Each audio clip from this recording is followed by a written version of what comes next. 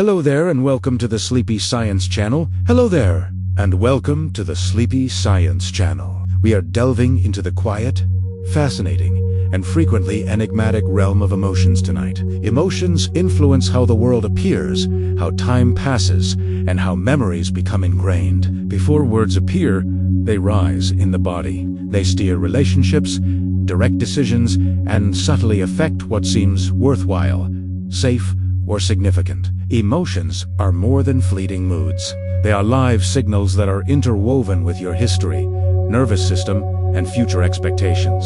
They have the power to either soften or sharpen focus. They may encourage you to safeguard your most important assets or draw you closer to others. You might see familiar experiences gaining new significance as we investigate them together. Commonplace responses could start to feel alive and multi-layered with underlying structure. This is an exploration of the science behind your emotions and the wonder of how everything functions. Please feel free to like, subscribe, or leave a comment below if you appreciate these gentle adventures. It also makes it easier for others to navigate this place. One drowsy spirit at a time. For now, however, relax your shoulders and slow your breathing. And as we delve into this intriguing inner world together, allow the day to fade and your mind to relax. Now, let's get started. The sense of awe causes the world to seem bigger and the self to seem smaller. When your mind encounters something enormous, or frequently results, it could be a towering mountain, the night sky, the ceiling of a cathedral, or a piece of music that seems too grand for words. Your typical self-consciousness may diminish in that instant. For a while, your worries loosen up, but they don't completely disappear. Many people talk about feeling as though the boundaries of who they are become less distinct, and they are a part of something larger. This emotion has the power to alter your thoughts. Your brain is more receptive to fresh concepts and viewpoints when the world appears to be bigger, or can encourage generosity in others. It can feel more natural to assist others when you are a part of something greater, or isn't just for lavish holidays. Small things like witnessing a child learn or seeing a difficult concept suddenly make sense can cause it. It's one of the few feelings that can give the impression that time is open. You remain who you are. However, you are more than just yourself, more than infrequent peaks. Small daily pleasures add up to shape well-being. Big moments are wonderful, but they don't make up the majority of life. The majority of life consists of regular hours, and your nervous system picks up lessons from repeated experiences. A cup of tea, a song in the kitchen, a daily stroll, and a warm welcome. These little pleasures may seem insignificant, but they add up like little deposits. They establish a baseline of security and enjoyment that eases the burden of stress. They also teach focus. Your brain will become more adept at identifying little positive moments if you practice noticing them. Forced positivity is not what that is. It's expertise. Little pleasures are also dependable. You can have them without taking a vacation. You can incorporate them into routines so they appear even during challenging times. These experiences mold identity over time. You develop the ability to go back to yourself. Although they can keep you waiting, rare peaks are amazing. Everyday pleasures keep you alive. They increase the reliance of well-being on practice rather than chance. Making emotions concrete and comprehensible is a common way that therapy works. A feeling that remains ambiguous can seem unending. You end up living in a fog. Making sense of the fog is often the first step in. We are delving into the quiet, fascinating, and frequently enigmatic realm of emotions tonight. Emotions influence how the world appears, how time passes, and how memories become ingrained. Before words appear, they rise in the body. They steer relationships, direct decisions, and subtly affect what seems worthwhile, safe, or significant. Emotions are more than fleeting moods. They are live signals that are interwoven with your history, nervous system, and future expectations. They have the power to either soften or sharpen focus. They may encourage you to safeguard your most important assets or draw you closer to others. You might see familiar experiences gaining new significance as we investigate them together. Commonplace responses could start to feel alive and multi-layered with underlying structure. This is an exploration of the science behind your emotions and the wonder of how everything functions. Please feel free to like, subscribe, or leave a comment below if you appreciate these gentle adventures. It also makes it easier for others to navigate this place, one drowsy spirit at a time. For now, however, relax your shoulders and slow your breathing. And as we delve into this intriguing inner world together, allow the day to fade and your mind to relax. Now, let's get started. The sense of awe causes the world to seem bigger and the self to seem smaller. When your mind encounters something enormous, awe frequently results. It could be a towering mountain, the night sky, the ceiling of a cathedral, or a piece of music that seems too grand for words. Your typical self-consciousness may diminish in that instant. For a while, your worries loosen up, but they don't completely disappear. Many people talk about feeling as though the boundaries of who they are become less distinct and they are a part of something larger. This emotion has the power to alter your thoughts. Your brain is more receptive to fresh concepts and viewpoints when the world appears to be bigger, or can encourage generosity in others. It can feel more natural to assist others when you are a part of something greater, or isn't just for lavish holidays. Small things like witnessing a child learn or seeing a difficult concept suddenly make sense can cause it. It's one of the few feelings that can give the impression that time is open. You remain who you are. However, you are more than just yourself, more than infrequent peaks. Small daily pleasures add up to shape well-being. Big moments are wonderful, but they don't make up the majority of life. The majority of life consists of regular hours, and your nervous system picks up lessons from repeated experiences. A cup of tea, a song in the kitchen, a daily stroll, and a warm welcome. These little pleasures may seem insignificant, but they add up like little deposits. They establish a baseline of security and enjoyment that eases the burden of stress. They also teach focus. Your brain will become more adept at identifying little positive moments if you practice noticing them. Forced positivity is not what that is. It's expertise. Little pleasures are also dependable. You can have them without taking a vacation. You can incorporate them into routines, so they appear even during challenging times. These experiences mold identity over time. You develop the ability to go back to yourself, although they can keep you waiting. Rare peaks are amazing. Everyday pleasures keep you alive. They increase the reliance of well-being on practice rather than chance. Making emotions concrete and comprehensible is a common way that therapy works. A feeling that remains ambiguous can seem unending. You end up living in a fog. Making sense of the fog is often the first step in therapy. You start to make it speakable when you explain how you feel, when it began, and what it looks like. This is significant because the brain functions better when it is able to classify experiences. Layers are also separated by specificity. What you may perceive as anger may turn out to be hurt, disappointment, and fear of being unimportant. The issue shifts once those layers are given names. You can use a different tool to react to each layer. Additionally, therapy may provide a fresh perspective. Shame can be lessened by being heard without passing judgment, which lessens defensiveness in the nervous system. While different therapies employ different approaches, many have this goal in common. They assist you in identifying trends, relating emotions to needs, and rehearsing novel reactions in a secure environment. The outcome is a life in which feelings are not storms you have to face alone, but rather messages you can comprehend. It can be beneficial to be bored. It forces you to adapt, although it is sometimes viewed as an enemy. Boredom can also be a sign. It alerts you to the fact that your actions are no longer satisfying your attention's hunger. The brain starts looking for novelty, purpose, or challenge when boredom sets in. Creativity may result from that search. It may also result in problems. The sensation itself has a restless flavor if the simplest novelty is dangerous.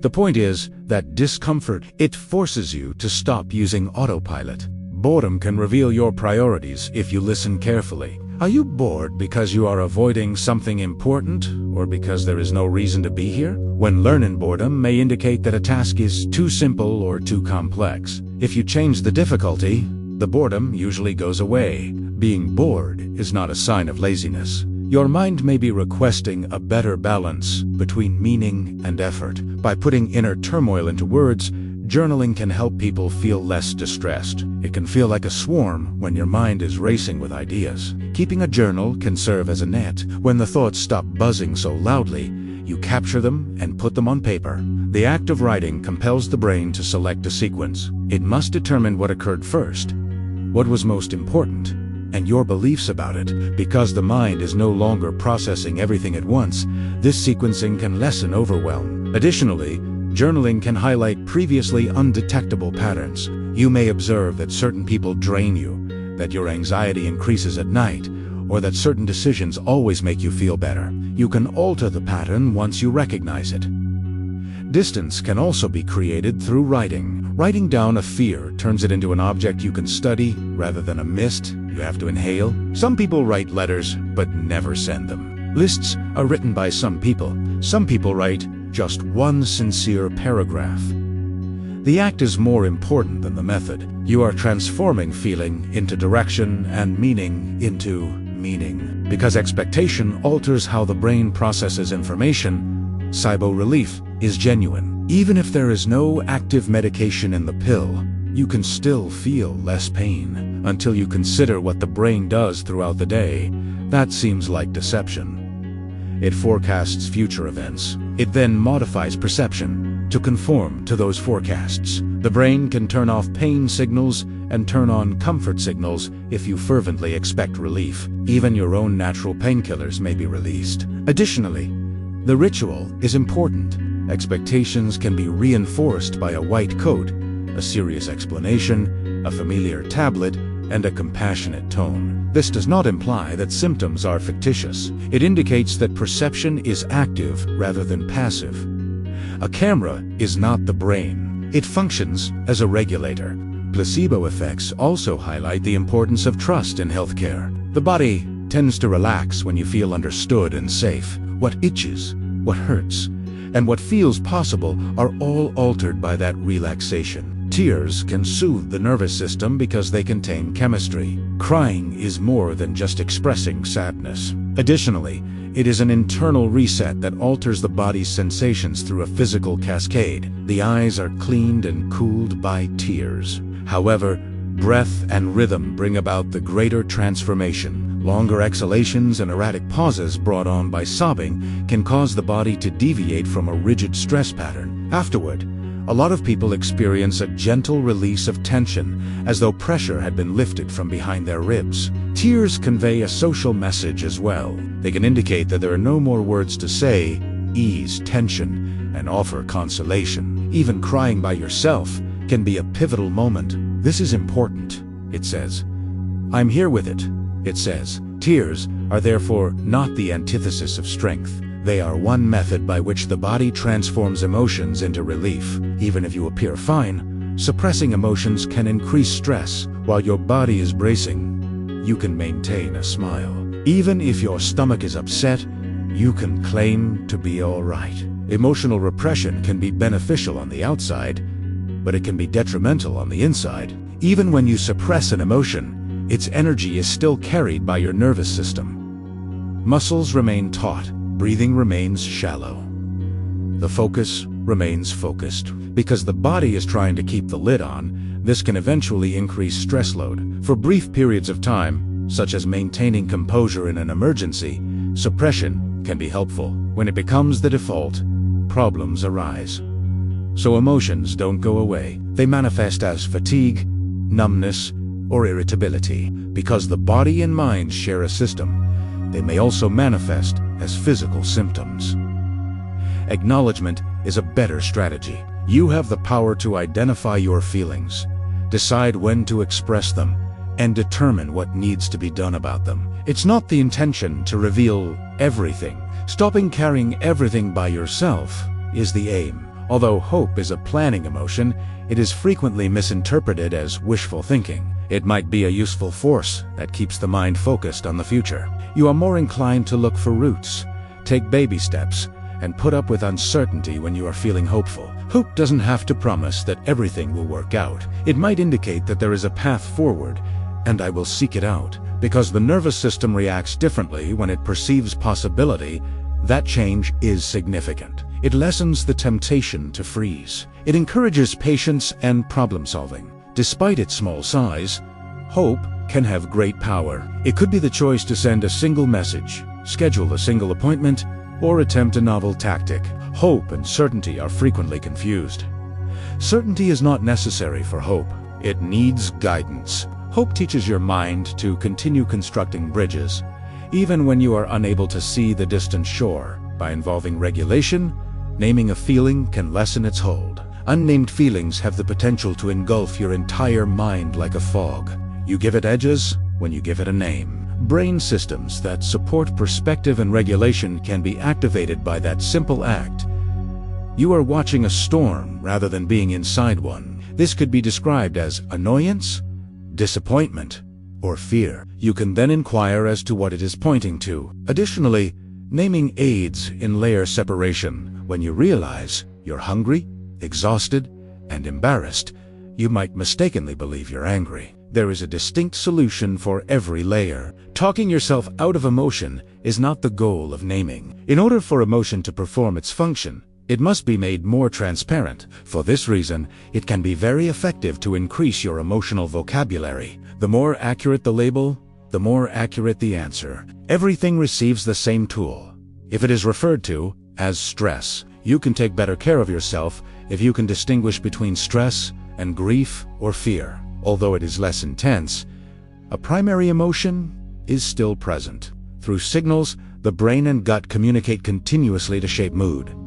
Your emotions and your gut are one and the same. It transmits updates throughout the day and is connected to the brain via nerves, hormones, and immune signals. This explains why anxiety can make you feel queasy and why excitement can make you feel butterflies. Additionally, the gut is home to a vast community of microorganisms that aid in the digestion of food and generate substances that have the potential to affect the body, such as neurotransmitter building blocks and signals related to inflammation. A disturbed digestive system can cause mood swings. Feelings frequently follow dietary changes in energy and sleep. The gut is one of the body's loudest messengers, and your brain listens to it.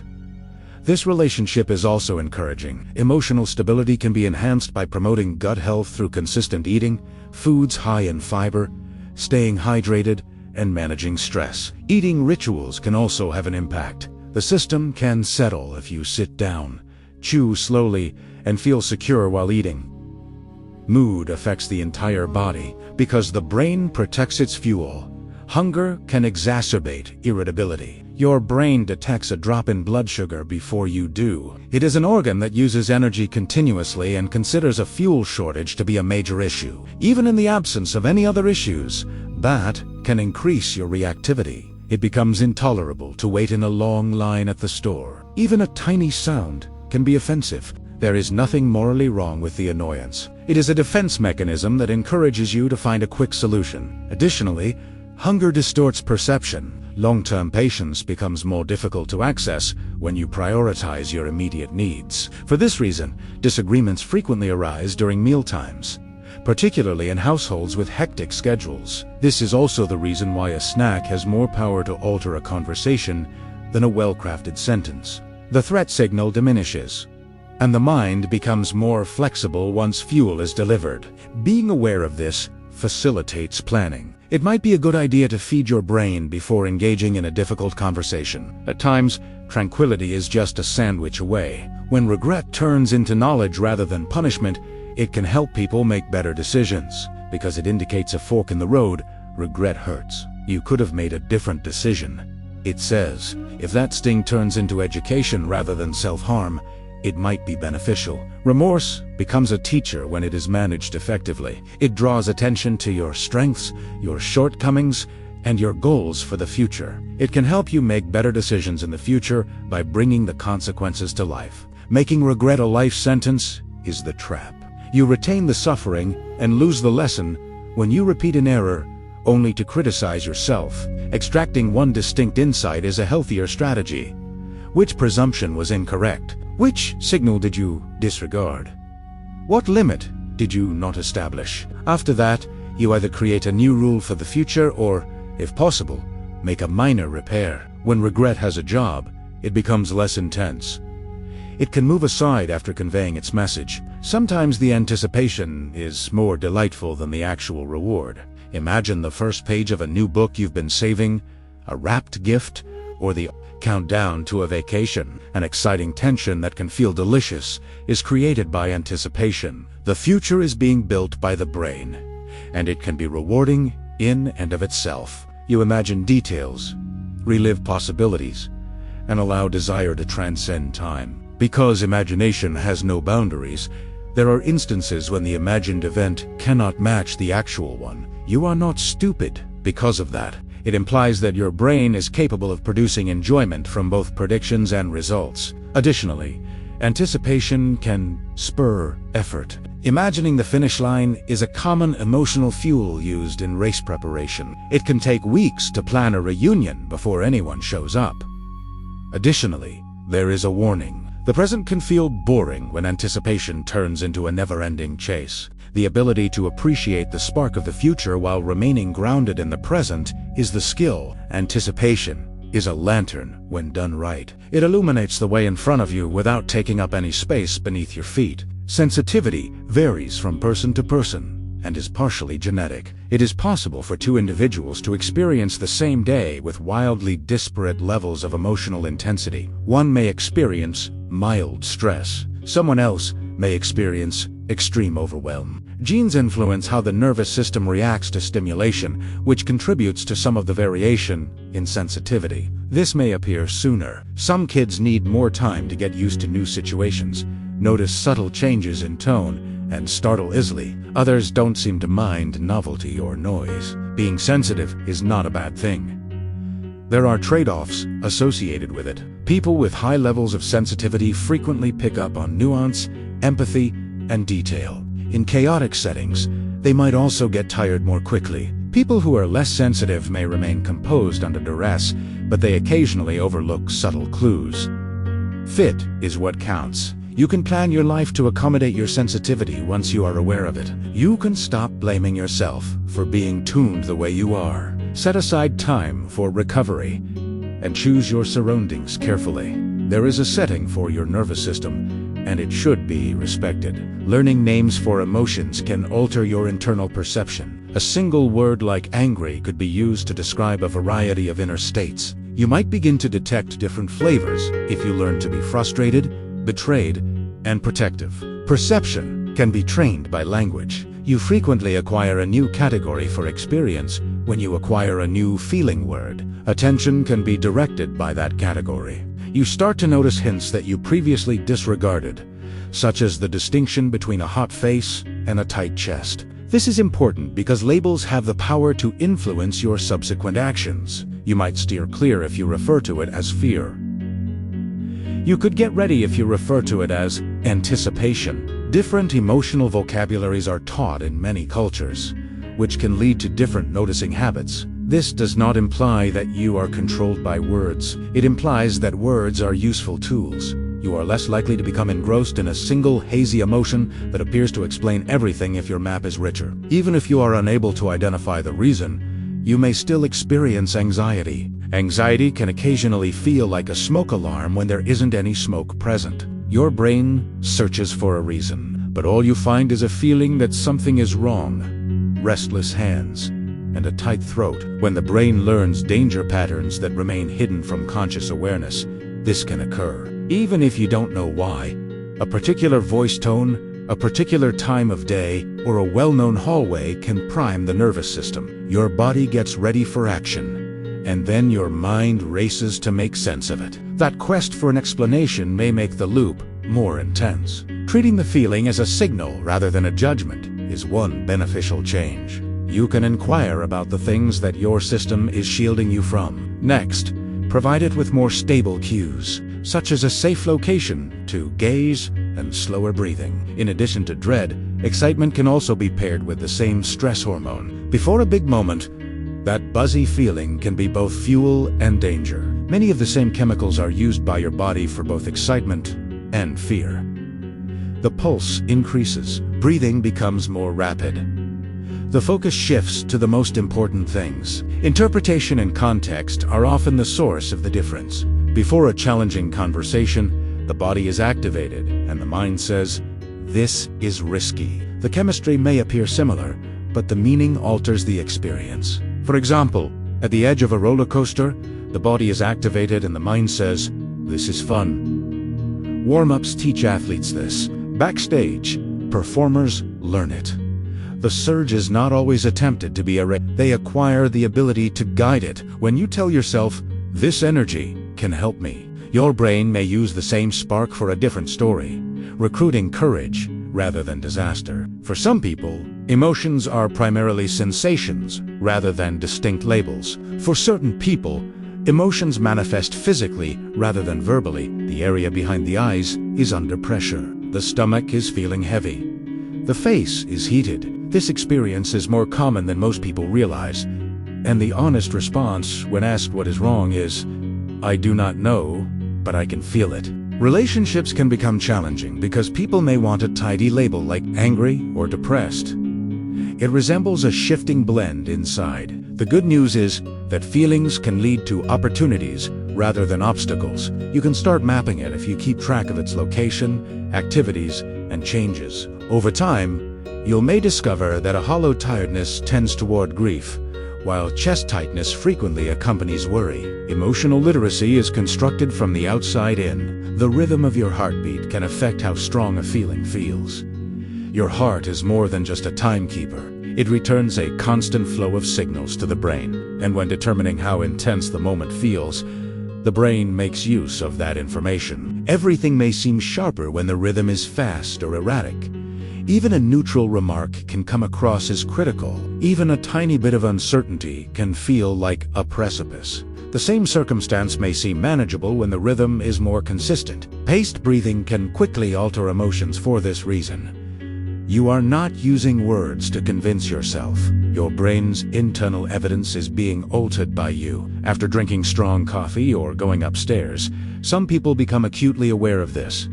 The body has been revved. The mind then searches for an explanation. The intensity can be lowered by simply asking yourself, "Is my heart telling a story that the world did not actually start?"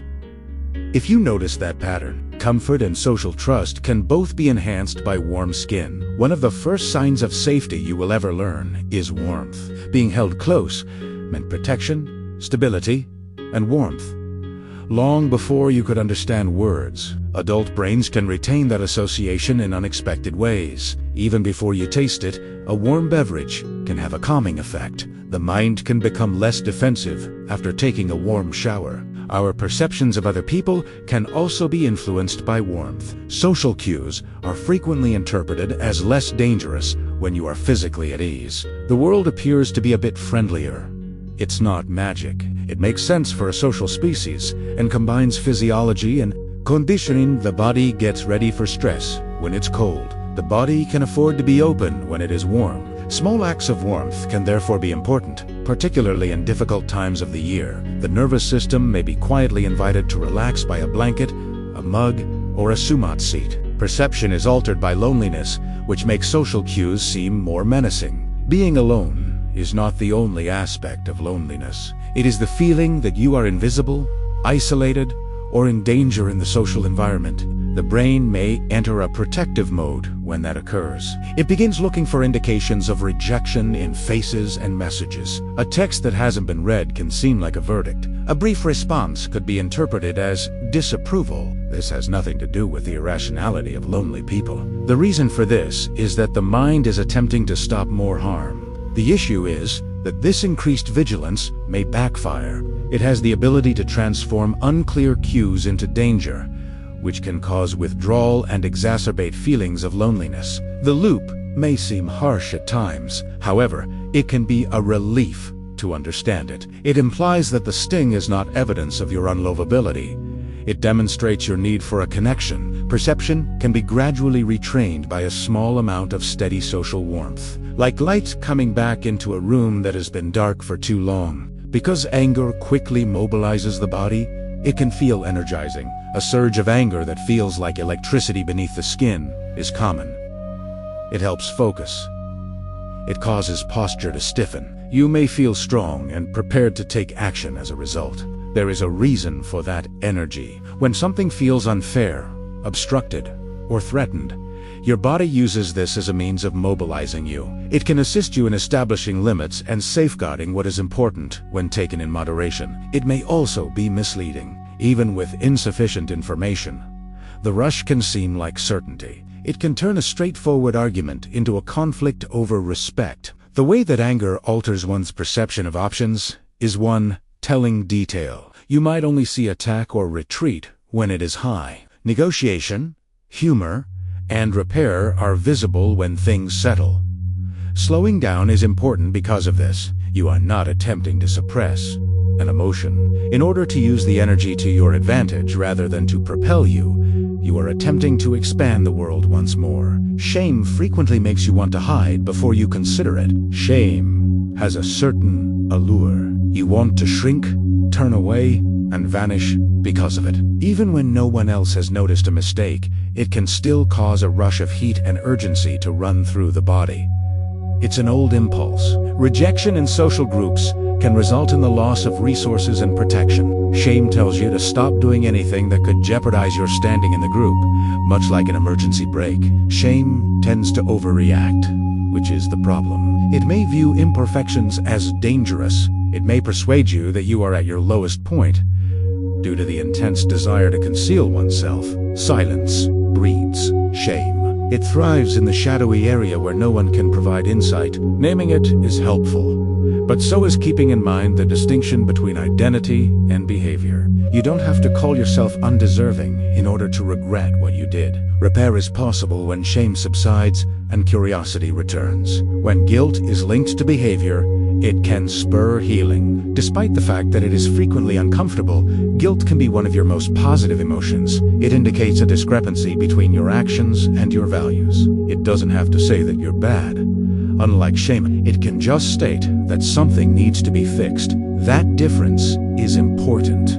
Apologies, open discussions, and altered behaviors can result from guilt that remains focused on behavior. Since repair is a sign of respect, it can strengthen trust. There is also a more subdued form of guilt that persists after you establish boundaries or make decisions based on your own needs. That guilt may not be a moral truth, but rather a residual training signal. Your brain may be adjusting to a new lifestyle. Can I make amends, or am I just punishing myself? Is a helpful question. Relief is often the result of genuine repair. Self-blame that never ends tends to keep the wound open. Your brain's narrative about actual bodily states is expressed through feelings. Your body is changing before you can even articulate an emotion. Your heart may beat quickly or slowly. You may open or tighten your breathing. Muscles alter how prepared they are. Hormones then begin to circulate through the blood. Your brain then performs its best function. It uses context to interpret those signals. That interpretation turns into the sensation you are familiar with. What is happening? What does it mean? And what should I do next? It asks. Stage fright, first date, anxiety, or caffeine jitters can all manifest as sweaty palms. Reality is not being created by your brain. It is creating a usable experience out of a deluge of internal data. Emotions can feel so intense and intimate because of this. They are your biology given context and meaning. It is possible for two people to experience the same event in two different worlds. Saw two windows with the same thunderclap. Rain brings relief to a garden, which makes one person smile. Storms used to be dangerous, so someone else winces. They hear similar sounds in their ears. Their nervous systems get ready in different ways. Expectations, memory, and learning are frequently the causes of the difference. Your mind creates patterns for what typically occurs next.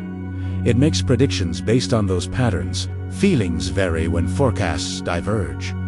Even focus is important. People's bodies will react differently depending on whether they perceive danger or shelter.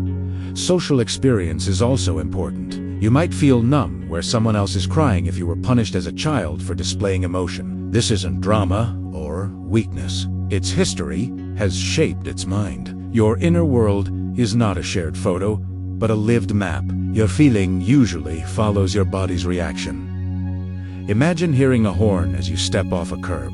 You raise your shoulders. Your heart quickens, your feet move. It is only at that point that the mind adopts a label, such as fear. A component of survival is this timing. Quick bodily reactions give you a few seconds. When you feel comfortable enough to explain, the conscious story follows. Strange moments can occasionally result from that delay. You might start to shake even though you believe I'm okay. Before your thoughts entered the meeting, your body was operating a program. For this reason, starting with physiology can be beneficial. New information can be sent upward with a steady gaze, a relaxed jaw, and a longer exhale. You're not using emotions to argue. The signals that contributed to their creation are being updated by you. Words cannot travel through a crowd as quickly as a single emotion. You can tell when you walk into a room. Posture and pace can convey tension, excitement, grief, or relief. Humans have a natural ability to read other people. We look for signs of safety and belonging in faces, voices, and movement. When one person's anxiety increases, others may unintentionally tighten their own muscles or match their breathing. Laughter can spill out when it starts. This is not a mystical spread. It is quick social perception, combined with instinctive attention and imitation. People are viewed by your brain as being a part of your system gets ready. If everyone appears alarmed, your expression changes. As a result of that preparation, giving someone else a new signal. Emotion can spread through a group in this way, much like wind through grass.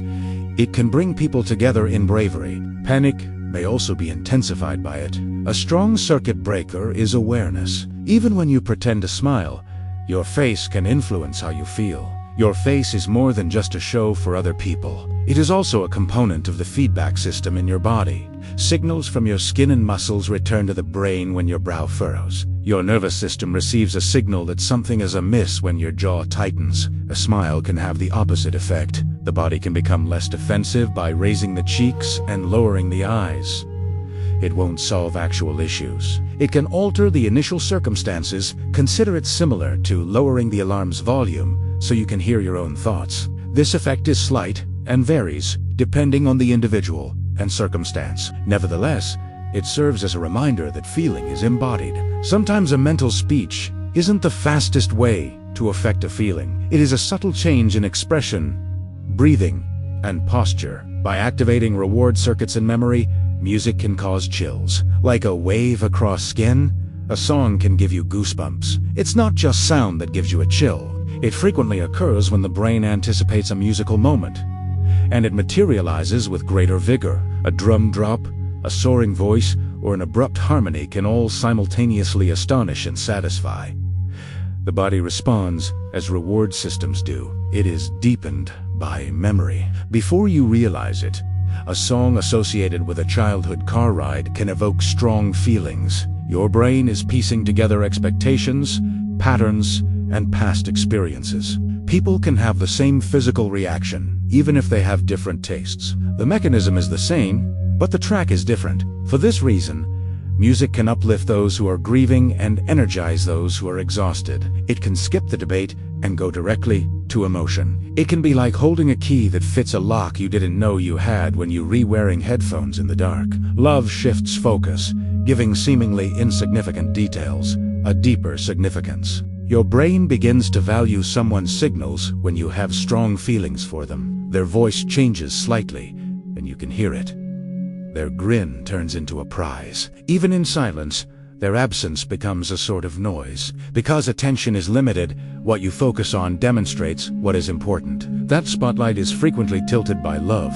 It can make a simple text seem like a lifeline, and a cracked joke seem brilliant. This is more than just poetry. It is learning and motivation. Certain cues are marked as significant by the brain, which then repeatedly refers to them. Moments spent together eventually turn into a private library. A phrase, a smell, or a street corner can convey an entire relationship in a split second. Love can be distorted as well. It may cause you to overinterpret a pause or overlook warning signs. The core, however, is outstanding. A bond has the power to alter perception to the point where it appears as though someone has changed the brightness of meaning. Time can be sharpened by fear, making seconds seem oddly long. The mind may feel like it speeds up during a frightening moment. You might pick up on small details like a hand's angle or a wall's color. Despite the fact that the clock remains constant, time appears to be slowing down. Attention and memory may play a role in this. The moment later seems longer when you absorb more information. Additionally, fear makes the body more prepared. The heart rate increases. Senses focus on danger. Because remembering danger helps you survive the next time, the brain prioritizes quick learning. You can then relive the scene with striking clarity. The impression that it went on forever is confirmed by that replay. Although protective, this effect can also be draining. Ordinary surprises can feel like emergencies when your system is in high alert. It can be consoling to know this. You're not being dramatic when you say that time seems to be stretching strangely. Your brain is working as hard as it can to keep you alive. Joy is more than one thing. It has a wide range of biological flavors. Joy can be likened to an uncontrollable outburst of laughter. After receiving good news, there may be a warm glow. It might be the serene satisfaction of completing a challenging task. Although these experiences seem similar, their physical characteristics differ. High energy and social joys are among them. Others are calm and quiet. They're produced by the brain using various combinations of reward, motivation, and attention. You are drawn to movement and connection by a playful joy. You can take on new challenges and stand taller when you are filled with pride. When something is truly meaningful, the joy may manifest as gentle tears. Simple pleasures, such as the ease of a secure home or the comfort of a familiar meal, have their own signatures. This diversity is important.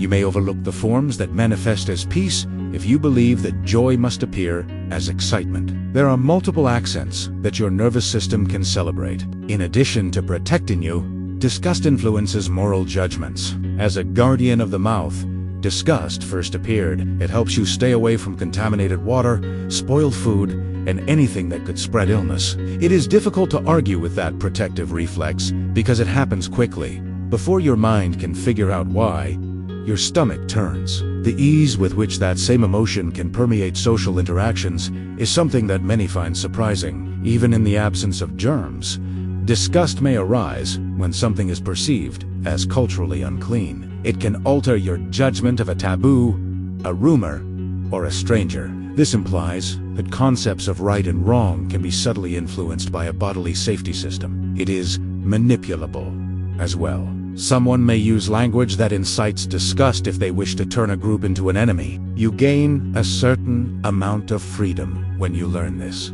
You can take a moment to consider whether you are sensing actual contamination or using a reflex to make a moral choice. The sensation of a prediction coming true in real time is called surprise. Your mind is always speculating about what might occur next. It can predict the next note in a melody, the next word in a sentence, and the next step on a staircase. When the guess is incorrect, you feel surprised. It is not a mistake to feel guilty about that failure. The brain loves this kind of information. Learning picks up speed in an unexpected moment. Your eyes may enlarge, your breath may catch, and the world may seem more acute all of a sudden. Because it takes advantage of this system, a good magic trick is effective. A different explanation is revealed by reality after your brain has committed to one. Your prediction machine was already writing the next scene, so even a story's plot twist can be shocking. Although it can be exciting, surprise can also be frightening. Both are powered by the same mechanism. The mind is updating its model of reality in each instance. That's how you develop. A reward signal is relief when danger subtly disappears. Relief may feel like air returning after you forgot to breathe, or like warmth coursing through your chest. It occurs when your system anticipates a negative event and then realizes it won't occur. A medical test yields positive results. After a lengthy pause, a loved one texts back. The wind is the only source of the sudden noise. Your body is now capable of standing down. After preparing for loss, it is not neutral to stand down. Since making accurate safety predictions increases your chances of survival, the brain views it as a sort of reward. Relief can also be cunning. It can strengthen behaviors that temporarily lessen fear. Even if those behaviors lead to problems down the road, avoidance can become sticky for this reason. It provides comfort, and comfort is a sign that you made the right decision. Seeing relief as a potent reward aids in your compassionate understanding of your own patterns. Even though the nervous system occasionally learns the wrong lesson, it is celebrating safety. Pride, rather than luck, can increase perseverance, especially after effort. You are steadied by a certain kind of pride. It manifests when you persevered after wanting to give up, stayed true to yourself, or accomplished something difficult. That emotion is not conceit. It is an indication that work counts. When the brain recognizes that I am capable of doing challenging tasks, it becomes more eager to try again. When pride is linked to decisions under your control, it becomes more powerful. You worked on it.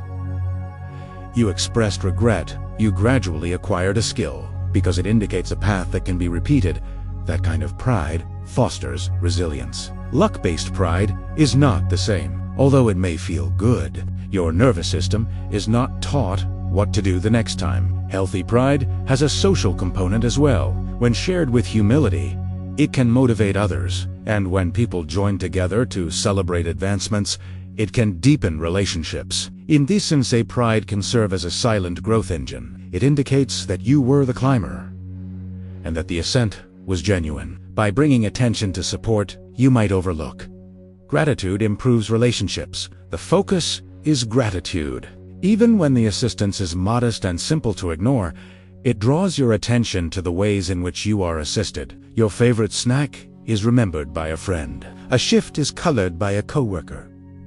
When your hands are full, a stranger holds a door. Your brain modifies its perception of the social world when you take note of these instances. It ceases to regard people as trustworthy and compassionate. This change can reduce defensiveness and increase the sense of security in a connection.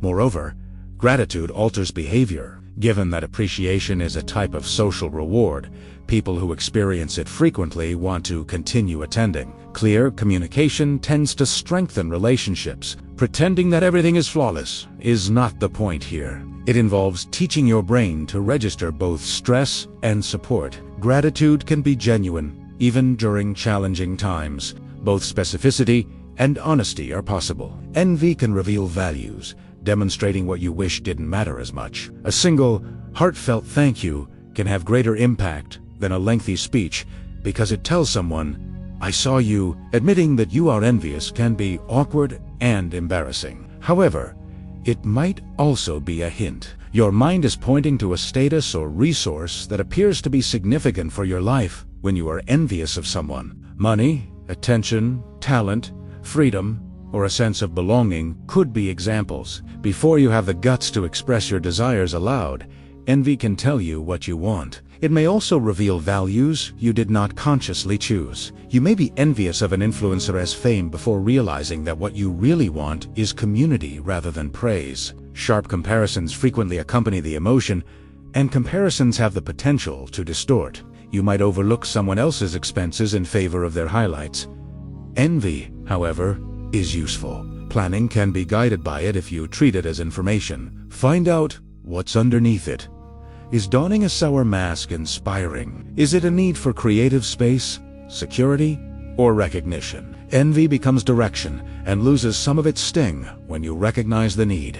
Jealousy is a protective reaction to relationships that are in danger. When a relationship feels threatened, jealousy often manifests. In addition to friendship, family, or a close team, it can also be romantic. The emotion states, "This bond matters, and I fear losing my place." Jealousy can make one more aware of potential or actual competitors. It can cause you to interpret small interactions, timing, and tone as warning signs. In Tissense, jealousy serves as a defense mechanism. It encourages you to take action in an effort to stop abandonment. The issue is that jealousy frequently leads to awkward behavior. Charges have the power to alienate people. Surveillance can undermine confidence. Silence can develop into untrue stories. Additionally, jealousy can conceal deeper emotions like grief or insecurity. You have more options when you can identify the fear that lies beneath the guard dog. You could clarify boundaries ask for reassurance, or use honesty rather than control to build a stronger bond. It's not a shameful feeling. It is an indication of the vitality of attachment. The way you react is what counts. Pain can be lessened by compassion for both the giver and the recipient. Kindness alone is not compassion. It is a particular reaction to pain that incorporates a desire to assist. Offering compassion often causes your body to relax, your voice to become softer, and your focus to stabilize. The way someone else's nervous system functions can be altered by those cues. Because it lessens feelings of loneliness, a serene presence can help make pain feel more tolerable. It may surprise you to learn that compassion can also help the giver. Assisting someone can counteract feelings of helplessness by igniting reward and purpose. Being compassionate does not entail taking on everyone's issues. Since burnout is not a sign of love, it functions best when boundaries are clear. Self-compassion is another thing that many people struggle with. They worry that it will weaken them. In actuality, having a positive inner voice can increase your courage. You have more strength for action and repair when you stop squandering energy on self-punishment. It is possible for compassion to act as a kind of medicine that moves from you to other people and back again. Babies use laughter as a social glue at a young age. Babies are already capable of sharing a small social miracle before they can speak. Laughter is one of the first signals that says, "I am safe with you, and I like what is happening." It often appears during peekaboo, tickles, and silly faces, which are all playful surprises without real threat. When adults hear it, they instinctively lean in, smile back, and mirror the rhythm. That mirroring builds trust fast because bodies begin to synchronize. In groups, laughter can spread and soften tension even when nobody explains what changed. It marks belonging and it rewards cooperation. It can also repair. After an awkward moment, a small laugh can reopen connection without a long apology. Laughter is not only humor, it is a primitive social tool tuned to bring nerve systems into a shared sense of safety and togetherness. Touch releases bonding chemicals, especially with trusted people. A simple hug can do more than comfort. It can change the chemistry of connection. When touch is safe and welcome, the body often shifts toward bonding signals that support trust and closeness. Shoulders drop, breathing slows, muscles that were braced can let go. Touch also carries information. A hand on the back can say, "I am here." A squeeze can say, "You have support." This is one reason touch feels different from words. It arrives through the skin, and the skin is part of the nervous system. Context matters deeply. The same contact can feel soothing with a loved one and alarming with a stranger. Consent shapes the entire response. With trust, affectionate touch can buffer stress, help people recover after conflict, and strengthen bonds over time. In a lonely season, even small safe contact can remind the body that connection is not just an idea, it is something you can feel. Smell is an emotional shortcut because it links tightly to memory. A single scent can unlock a whole scene in an instant. You smell sunscreen, and suddenly you are back on a hot sidewalk near the beach. You catch a hint of a certain perfume, and a person appears in your mind with startling clarity. Smell travels through brain pathways that sit close to regions involved in emotion and memory, so it can trigger feelings before you can explain them. That is why scent-based memories often feel vivid and immediate. They do not arrive as a story first, they arrive as a mood that wraps around you. This can be comforting, but it can also be unsettling if a smell is tied to fear or grief. Even everyday smells can become powerful anchors, like detergent from childhood sheets or the spice of a family kitchen. When you understand how fast scent can move the heart, you can use it with intention, choosing aromas that support the state you want to live in. A familiar song can revive feelings you thought were gone. Sometimes, you do not realize a feeling is still stored in you until a song opened the door. A few notes can bring back a whole emotional landscape, including the posture you had then and the hopes you carried. Music binds rhythm, melody, and memory into one package, and the brain can retrieve that package with surprising force. You might feel a smile rise without deciding to smile. You might feel tears come from nowhere, and then you realize they came from somewhere very specific. This is not only nostalgia, It is the nervous system recognizing a pattern that once mattered. That recognition can be healing because it shows you what you survived, what you loved, and what shaped you. It can also reveal growth. A song that once felt painful may later feel tender because you are listening with a different life inside you. When you choose music wisely, you are choosing which inner rooms to visit. Nostalgia can lift mood, even while it feels bittersweet. Nostalgia is a strange comfort. It can ache and soothe in the same breath. You remember a place, a season, or a person, and you feel both the warmth of having had it and the sadness of it being gone. That mix can still be uplifting because it reminds you that your life contains meaning and connection. It says, you have loved, you have belonged, you have been moved. In hard times, nostalgia can restore a sense of continuity. It can make you feel anchored to a longer story than the present moment. People often turn to photos, old shows, family recipes, and childhood games. For this reason, the past becomes a resource, not an escape. Nostalgia can also guide you. If you miss something, you can ask what it represents. Was it freedom, friendship, or hope?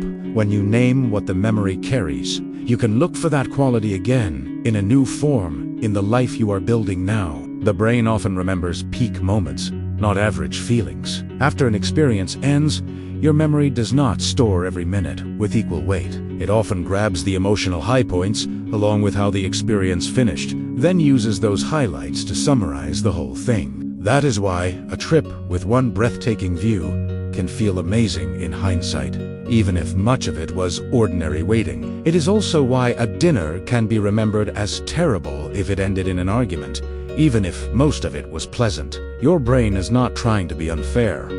It is trying to be efficient. Peaks and endings help predict whether something is worth repeating. This has real consequences. It shapes what you crave, what you avoid, and what you recommend to friends. It also means you can design experiences with care. A thoughtful ending can change the story your mind stores. A small moment of joy near the close can matter more than you expect, because the brain uses it like a signature. You can misread excitement as panic when arousal runs high. A racing heart can feel like danger, but it can also be readiness. The body uses similar activation for many states. So, the mind has to interpret what the activation means. In a crowded room before a performance, you might notice shaky hands and fast breathing. Then your thoughts declare, I am panicking. Yet, that same body pattern can also be excitement, especially if the situation is meaningful and you feel capable. This is why reframing can work.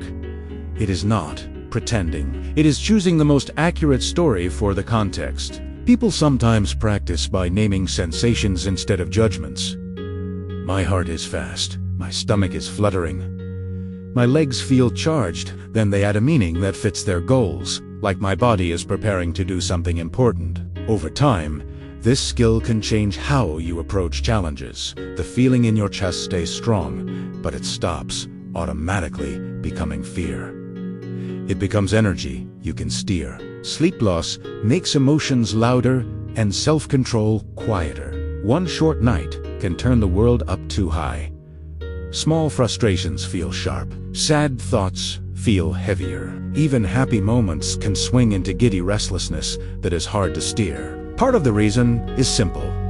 Sleep helps the brain reset its emotional volume, and it supports the circuits that pause before reacting. Without enough rest, the mind has less space between impulse and action. You might snap, then wonder why that felt so urgent. You might read a neutral message as cold because your tired brain is hunting for thread.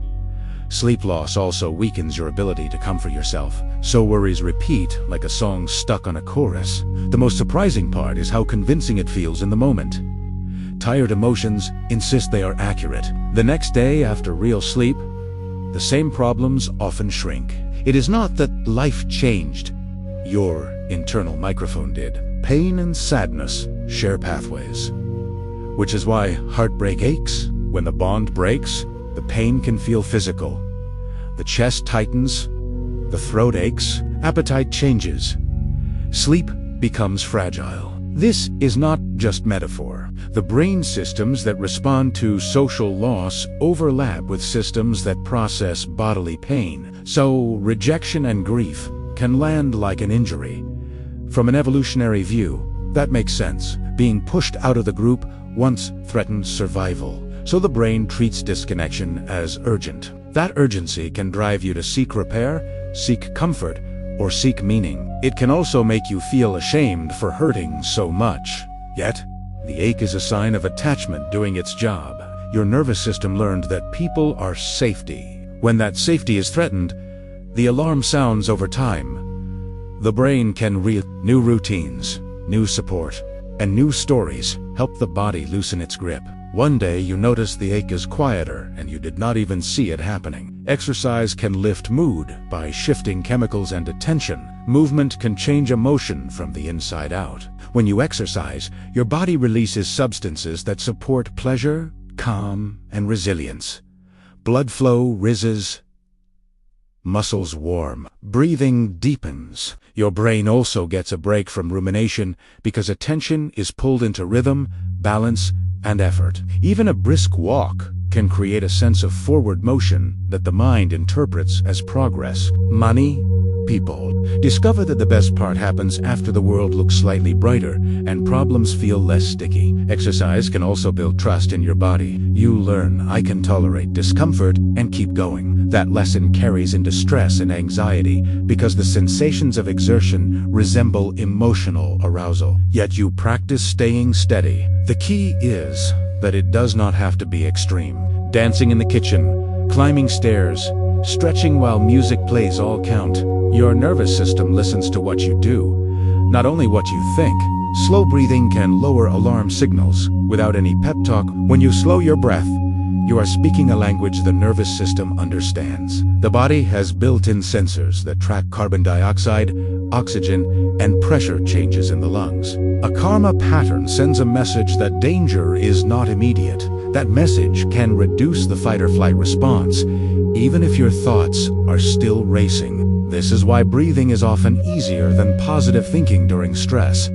You do not need to convince yourself. You need to shift the body's evidence. Try breathing out a little longer than you breathe in. Let the exhale be smooth and if your mind interrupts, that is fine. Return to the next breath. Like turning a page. Over a minute or two, heart rate often eases and muscles soften. Then, the mind can think more clearly. Slow breathing does not solve every problem, but it changes the terrain. It lowers the inner siren, so you can choose your next step. Meditation trains noticing so feelings pass without grabbing the wheel. Meditation is often imagined as emptying the mind, but it is closer to learning how to watch. You sit, you breathe, and you notice what arises. A thought shows up. An itch appears. A worry arrives with a familiar tone. Instead of chasing each one, you practice naming it and letting it move on. That simple practice can change your relationship with emotion. Feelings become events, not commands. You begin to sense the early hints, the tightening, the heat, the urge to act. Then you can pause. You can choose a response rather than being pulled along by the first impulse. Over time, meditation can increase tolerance for discomfort because you learn you can stay present without fixing everything immediately. This can be especially powerful for anxiety and anger, which often demand urgent action. The goal is not to become calm all the time. The goal is to become less hijacked. You gain a wider space inside, and emotions have room to travel through. Alcohol can blunt fear while quietly increasing next-day anxiety. Alcohol can feel like a shortcut to relief. It slows reaction, dulls worry, and makes social risk feel easier. In the moment, the nervous system relaxes, and fear seems to loosen its grip. The catch is what happens later. As alcohol leaves the body, the brain can rebound toward alertness, and that can feel like unease or jittery dread. Sleep quality often suffers too. Even if you fall asleep faster, and tiredness can amplify anxious thinking the next day.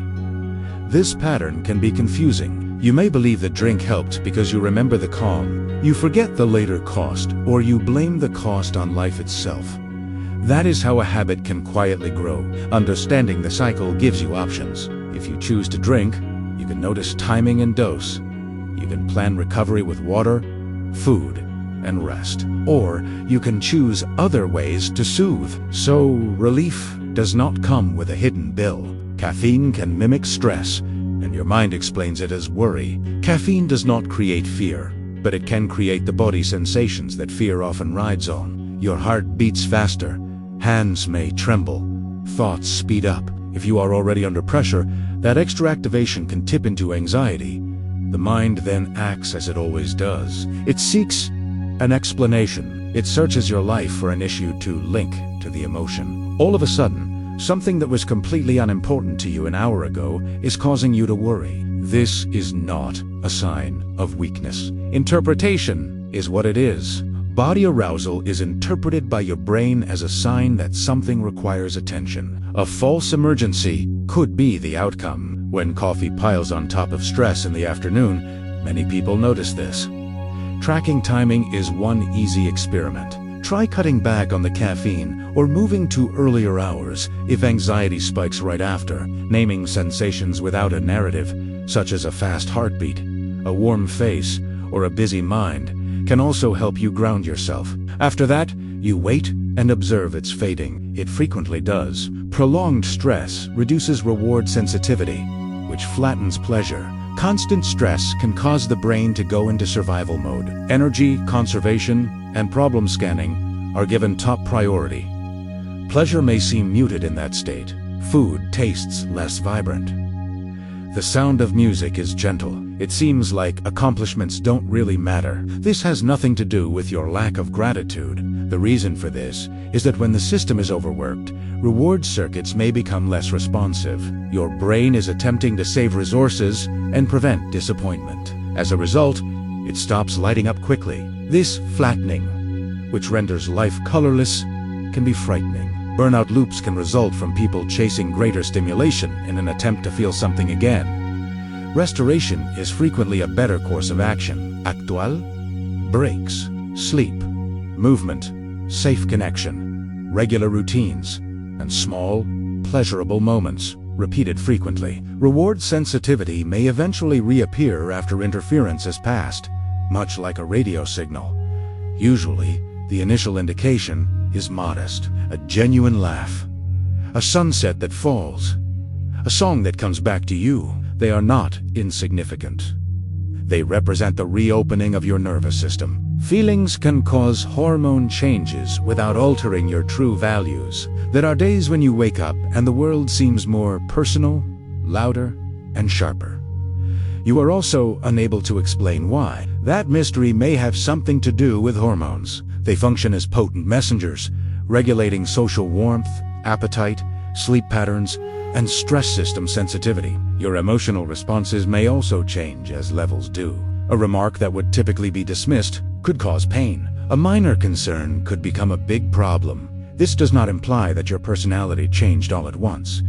It indicates that the lens's tint was altered by the body. This is something that many people experience during menstrual cycles, after giving birth, during perimenopause, and when they are sick or under a lot of stress. The ability to distinguish values from weather is the most practical. When you ask yourself, what do I believe when I am steady? And what is my body amplifying today? You can avoid making long-term decisions based on chemistry that is only temporary.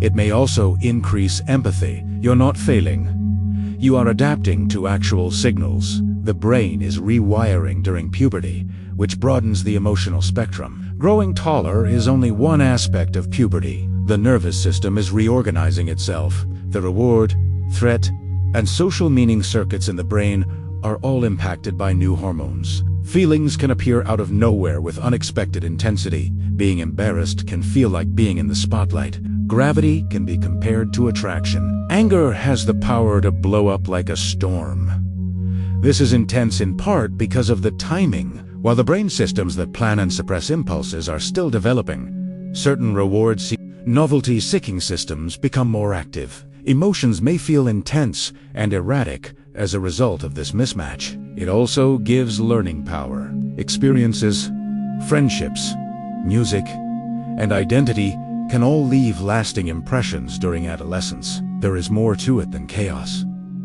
It's called plasticity. Emotion is the highlighter pen that the brain uses to create adult patterns. Knowing this can alter your perspective on adolescence. It's more than just drama. While you are residing in the house, renovations are taking place. Even when their language is delayed, young children have strong emotions. A child may experience strong emotions for a long time before they can articulate them. Despite having a limited vocabulary, their nervous system is active. Tantrums, clinging, or abrupt shutdown can be signs of that gap. Without a map, it can be a deluge of sensations. A toddler may not understand the word fear and may experience it as a tightness in their stomach. All they know is that I want this to end.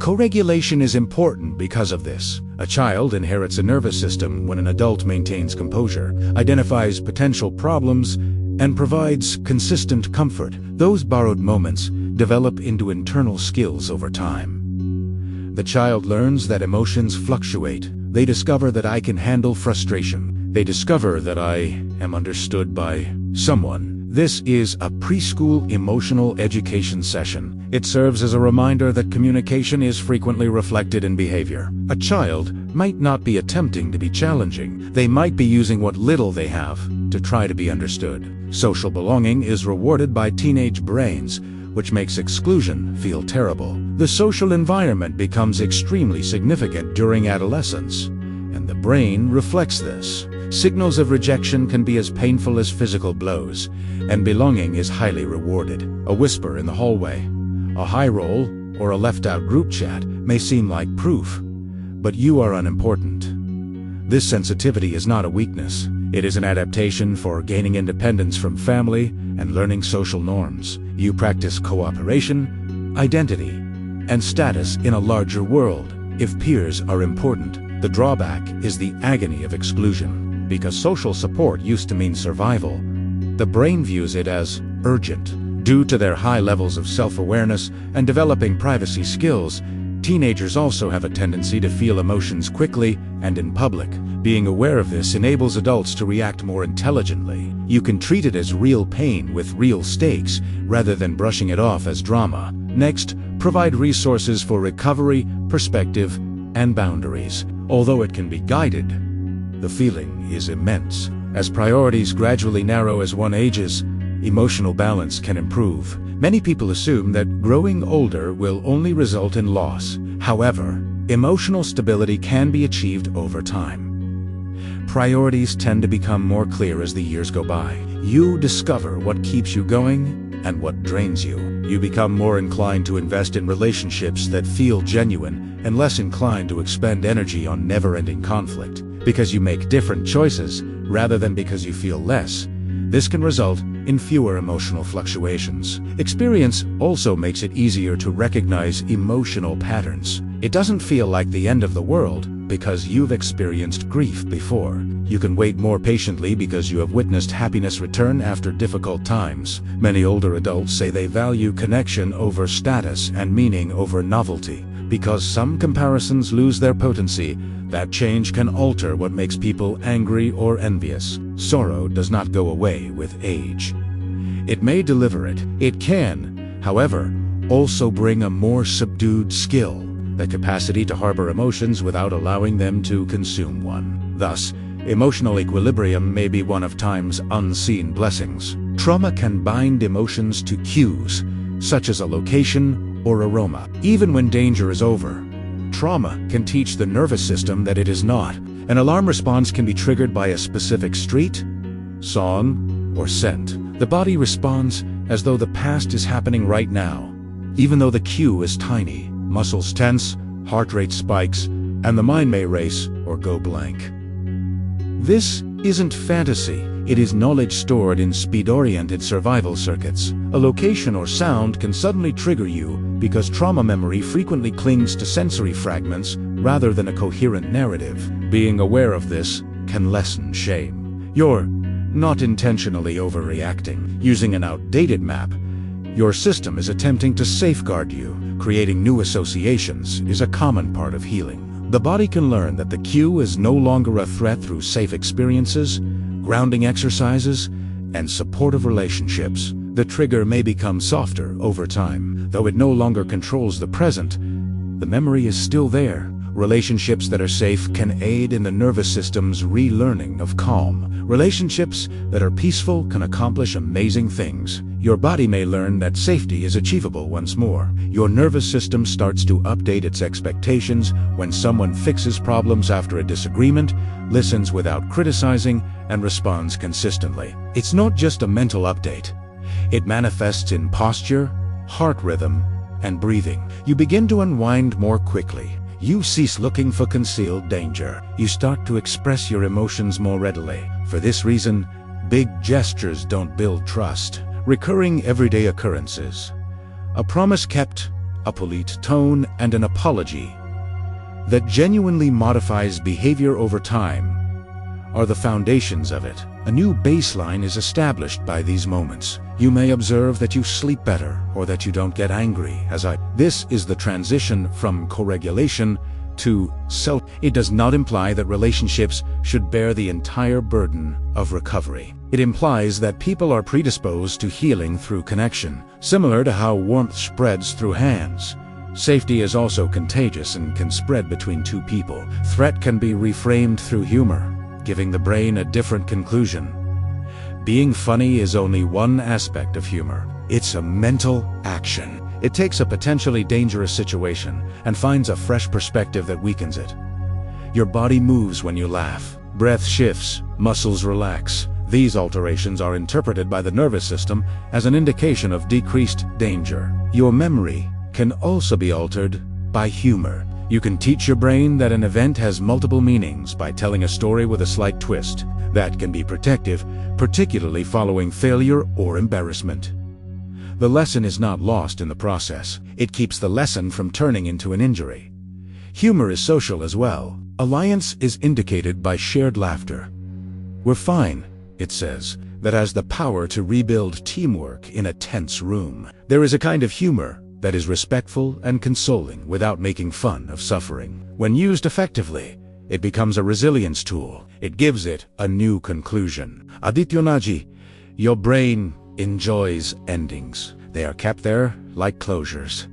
Closures also enable you to move on. When faced with a challenge, a supportive presence can reduce stress hormones. Imagine going into a scary medical appointment, a challenging test, or a job interview. Now picture yourself doing it with a steady companion by your side, not saving you, just being calm, aware, and in the moment. That presence alters the body's reaction to stress.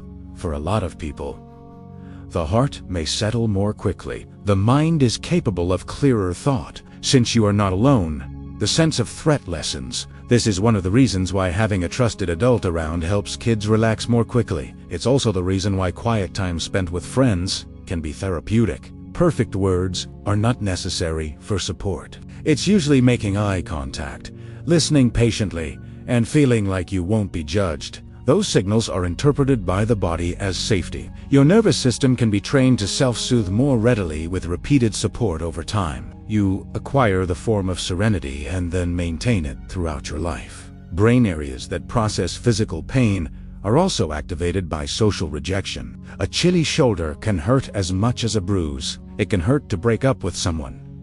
The language used is not merely poetic. The brain systems that react to social loss and exclusion share similarities with those that react to physical pain. It makes sense from a survival perspective. Being kicked out of the group could be dangerous for a large portion of human history. The brain employs the same alarm system because it views disconnection as urgent. Because of this, even when you want to move on, rejection can take over your thoughts and take over your attention. It also explains why showing kindness after being rejected feels so potent. Since it shows that you still belong somewhere, a single encouraging message can lessen the feeling of danger. Knowing this alters the narrative you tell yourself. You are not weak if rejection causes you pain. It indicates that your brain is functioning properly and that you were made to connect. Which emotions are hidden and which are celebrated are shaped by culture. Although emotions and the laws governing them are universal, they are not. Loud grief is expected in some cultures,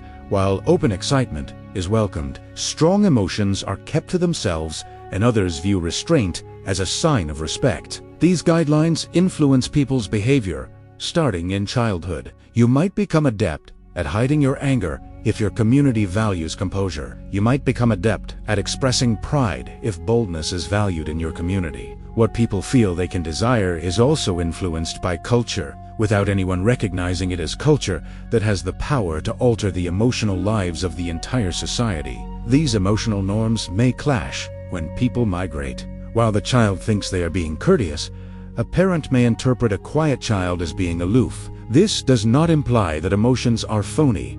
It implies that expression is acquired, particularly in friendships and families with diverse backgrounds. An awareness of cultural emotion norms can promote compassion and lessen miscommunication. There are feeling words in some languages that have no clear English equivalent. There are moments when you feel something, but the English language forces you to explain it in great detail. Emotional experiences that English merely touches on are frequently represented by single words in other languages. It can be like discovering a new color when you learn one of those words. All of a sudden, it's easier to recognize and discuss an experience you've always had. This is significant since naming facilitates tracking. If you can identify a feeling, you can identify trends in its manifestation and requirements. An experience can also be validated by a new word. It indicates that other people have experienced this as well, frequently enough to give it a name. Loneliness may be lessened by that. It can increase empathy as well. You might become aware that there are gaps in your own emotional map after listening to a friend explain a feeling in their own words. The goal of learning emotive words is not to appear intelligent. It is about improving the clarity of your inner life so that your emotions are no longer a confusing fog, but rather clearer guides. Although facial expressions can be rewritten by context, they are partially universal. A frown, a smile, and a terrified expression are all recognizable in a variety of settings, indicating that people use facial expressions in similar ways. However, faces don't speak for themselves. The meaning can be entirely altered by context. Tears can be a sign of happiness, relief, grief, or even annoyance. Wide-eyed expressions can convey fear, astonishment, or humorous exaggeration. Expressions are also guided by culture. In public, some people learn to maintain a neutral expression. As a social bridge, others learn to show warmth in public. For this reason, facial recognition is both dangerous and powerful. Although we can quickly identify emotion, we may not always be correct about its underlying cause. When someone is focused, they may appear irate. When they are nervous, they might appear bored. Pairing a face with the circumstance, the voice, and the relationship is the most accurate method of understanding it. Although they are not complete sentences, faces are genuine signals. Even when words are neutral, voice tone can convey emotion. The word fine can mean 10 different things. Pitch, rhythm, volume, and timing all alter the meaning, while the words remain the same. One of the quickest ways people communicate their emotions is through voice tone. It can calm a child who is crying before an explanation is given. Before anyone says anything hurtful, it can intensify an argument. Additionally, tone can pass through walls and phones, making it an effective tool for distant communication. For this reason, even when discussing a difficult subject, some conversations feel safe.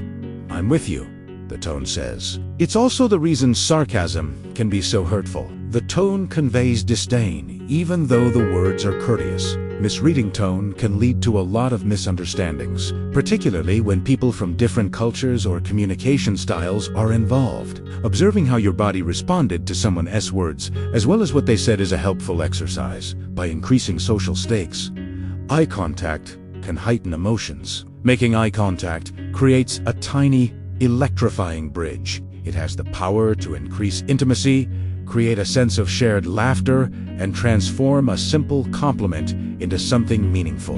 It may also increase the perception of danger. Making eye contact can feel like being assessed if you're afraid of being judged. Because the stakes seem higher, your heart might race. For this reason, when feeling nervous or embarrassed, some people avoid making eye contact. They are shielded from excessive intensity by the nervous system. Once more, context is important. Direct eye contact is considered respectful in certain cultures. Others may interpret it as a challenge. Maintaining steady eye contact can be a healing tool in intimate relationships. Looking at one another during a fight can help both parties remember that this is a human, not an enemy. Presence. It is one of the most basic ways people can say, "I see you," because tone cues are lost in digital messages. Emotion can be confused. When a text was intended to be brief, it can come across as cold. When the sender was merely busy, a brief response may come across as rejection. Voice tone, facial expressions, and timing cues that aid in the brain's interpretation of emotion are all eliminated from digital communications. The gaps are filled in by your mind, which typically uses your mood at the time. You might read danger if you're nervous. You might read distance if you're lonely. This explains why miscommunications can spread so quickly on the internet. The brain creates a narrative to bridge the gap because it detests ambiguity. Although punctuation and emojis are helpful, they cannot fully replace a human voice. One of the best solutions is easy. Take a moment before responding when a message feels loaded. Change to a voice note or call, or think of a more lenient interpretation. Constant clarity is not the aim. It involves keeping in mind that quiet in a room differs from silence on a screen. Feelings, particularly fear and social tension, can be practiced in dreams. Your brain can simulate emotions at night if you turn up the volume. You may be chased, humiliated, or looking for someone you can't find in your dreams. Seldom are these scenes exact forecasts. They resemble rehearsals more than anything else, constructed from shards of memory and present issues. The brain is busy organizing experiences, fortifying some connections, and relaxing others while dreaming. The spotlight that informs the brain of what is important is provided by emotions. Exams, misplaced phones, or showing up unprepared are all common manifestations of social stress. The event isn't the theme. Vulnerability is the central theme. You can also practice coping in dreams without worrying about the repercussions in the real world. Your nervous system will process the emotions in an unfamiliar safe theater when you wake up. You can run, hide, speak up, or ask for assistance. Dreams can be a part of the brain's integration of the day, even if they are frightening. As the brain forms new safety associations, nightmares may lessen. Your heart may race while you wait in a nightmare, feeling as though danger has followed you into the bedroom. Because fear is meant to be remembered, the pictures may seem enticing. However, nightmares don't always last forever. When the brain begins associating the old fear with new outcomes, they may become less intense. Rewriting the nightmare while awake is a potent strategy. The beginning is retained, but the middle or conclusion is changed to something safe, even ridiculous. The nervous system can eventually come to understand that the trigger image does not always indicate danger. This does not mean that the trauma never occurred. The brain is being taught that the present is different. Basics like consistent sleep, lowered stress levels, and a relaxing pre-bedtime routine also have an impact on nightmares. The dreaming mind frequently feels safer when the body does. Using imagination, empathy creates a mental model of another person. Mind reading is not empathy. Making educated guesses about what someone else might be going through is a creative act. You look at their face, their tone is audible to you. You take note of their decisions. Next, you create an internal simulation of that scenario. Your personal history shapes that simulation. Because of this, empathy can be both accurate and inaccurate. It listens for correction and asks, "Am I right about what you feel?" Additionally, empathy can be selective. People who are similar to you may be easy for you, while those whose lives are different may be more difficult. The ability is to broaden one's imagination without erasing distinctions. It can be strengthened by travel, stories, and open communication. Strong empathy alters behavior. The inner world of another person becomes real to you, making help seem natural and making cruelty more difficult. Mirror neurons promote mutual understanding, but they are not magical. Your mind is not entirely idle when you observe someone reaching for a cup. While you watch someone perform an action, some of the same systems may become active. When people discuss mirror neurons, this is part of what they mean. Although it does not explain all social skills and is not telepathy, it does allude to a potent concept. What your brain sees can be echoed internally. That echo aids in action prediction. Gain knowledge by observing and comprehending intention. It also clarifies why yawns spread and why you might recoil when someone else is harmed. You can learn your own body's patterns through observation. This system functions in tandem with culture, memory, and attention. Therefore, empathy is not a single switch. It is an intriguing foundation, though. It implies that human comprehension is partially embodied. You don't just consider other people, you mimic them in a subtle way. That shared circuitry enables us to connect, coordinate, and work together in a crowded world. Stories allow you to safely experience different lives, which can alter your emotions. A story serves as a practice area with no real-world repercussions. Sitting securely on a couch, you can experience fear in a haunted house, grief in a tragedy, or triumph in an adventure. Because it keeps track of objectives, challenges, and results. The brain interprets narrative as meaningful. You adopt a character's viewpoint and experiment with their emotions as you follow them. Without having to pay the full price yourself, you discover what it's like to be betrayed, how much courage costs, and how much forgiveness may be needed. Additionally, stories provide endings, and endings are important. They can give you the closure that your real life has yet to offer. Your interpretation of your own experiences may alter as a result. Finding a character who overcomes shame can give someone who is struggling with it a new sense of hope. Even empathy can be changed by stories. Your mind becomes less convinced that your perspective is the only one when you spend time in another one. That is imaginative, emotional education, and it has the power to subtly change your life.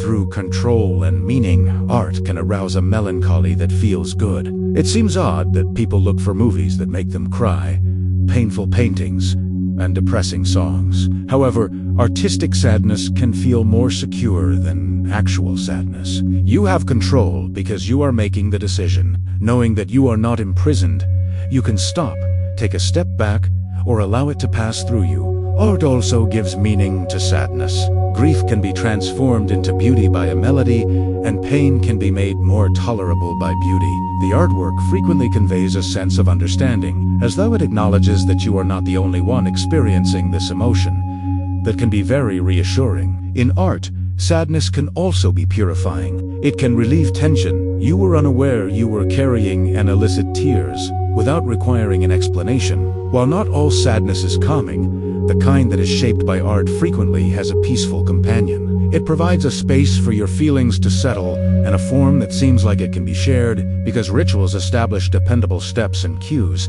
they can reduce anxiety. Ritual is a tool that establishes order, and anxiety thrives on uncertainty. A ritual can be as simple as brewing tea in the same manner every night, or as complex as a mass reciting words and music. The pattern is what counts. When the brain can anticipate what will happen next, it relaxes. Predictability helps the nervous system maintain stability and minimizes scanning. Transitions are also marked by rituals. Without those markers, the mind may feel unmoored.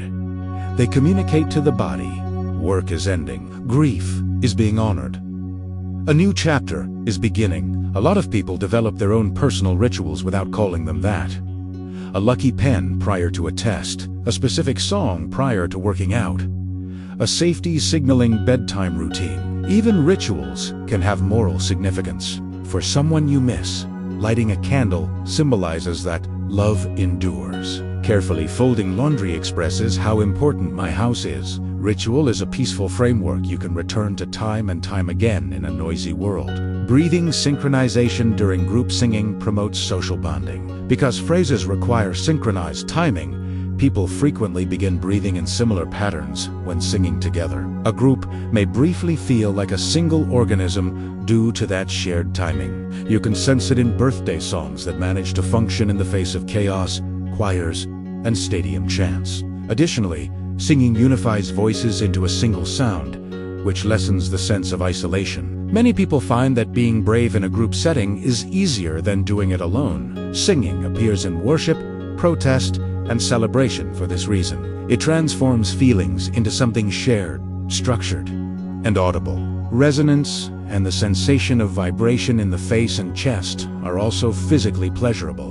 The body seems to turn into an instrument because the goal is not perfection. Singing with others frequently lifts the spirits of even those who say they are not good singers.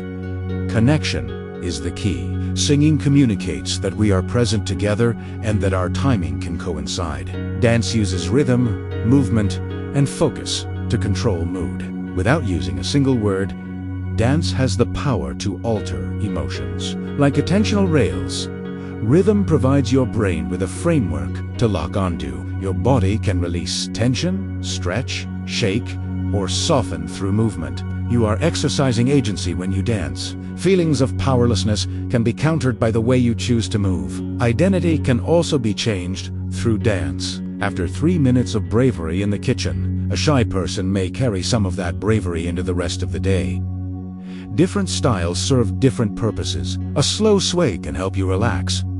Sharp movements can energize because you coordinate with others and feel a sense of belonging to the beat.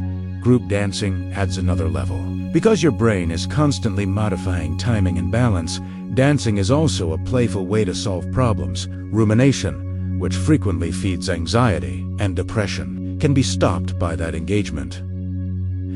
A stage is not necessary. Your nervous system's direction can be altered with just a small space. And your favorite song. Team sports foster empathy, which rapidly fortifies identity. Your emotions cease to be solely personal when you play on a team. A victory makes everyone happy, which is greater than a single achievement. A shared sense of disappointment brought on by a loss can strengthen bonds between people. A team gives the brain a clear we, which is why this occurs. A group outcome is a result of your efforts, and you are reflected in the group outcome, particularly for young people looking for a sense of belonging. That feedback can strengthen identity. Team sports also quickly teach emotional lessons. In front of others, you practice managing stress, errors, and recuperation. In order to continue playing, you learn to control your anger. After a poor call, you learn to maintain focus. Relying on someone else to cover a space you are unable to cover alone teaches you trust as well. A version of this is also experienced by fans. For one evening, strangers can become allies by chanting, cheering, and dressing in colors. Identity is formed around a shared emotion, which serves as social glue. Even in the absence of human language, animals exhibit emotional states. You can sense a change in mood when you see a horse calm down into a slow blink or a cat crouch low with wide eyes. Despite their inability to articulate their emotions, animals' bodies convey patterns of arousal, comfort, caution, and curiosity. These patterns are derived from nervous systems that have similar fundamental issues to our own. Be careful. Look for food.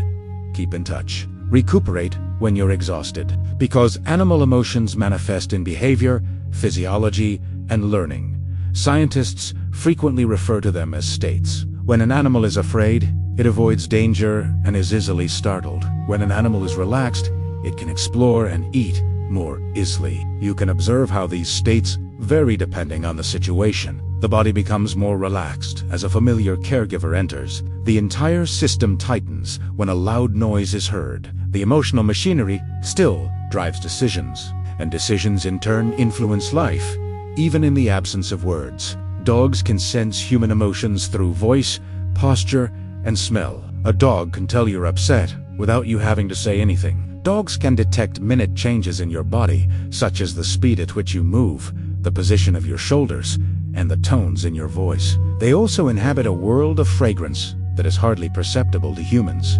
Dogs' incredible noses can detect changes in sweat chemistry caused by stress. This implies that a dog may experience your emotion before you do. Many dogs react by cuddling up to you, purring gently, or resting their heads on you. These actions may appear to be consoling. Dogs pick up on your patterns through repetition as well. They observe how you behave before you depart and how you appear when you're having fun. Your dog eventually learns to read your habits. Dogs blend in so well with human life, in part because of this sensitivity. They pay attention to us, and we frequently feel heard in return. In studies, rats exhibit empathy and will release confined companions. Rats have been seen laboring to free another rat from a restrainer in lab experiments. Even if it requires time and effort, they repeat the behavior after learning the mechanism. This does not prove that rats have the same level of empathy as people.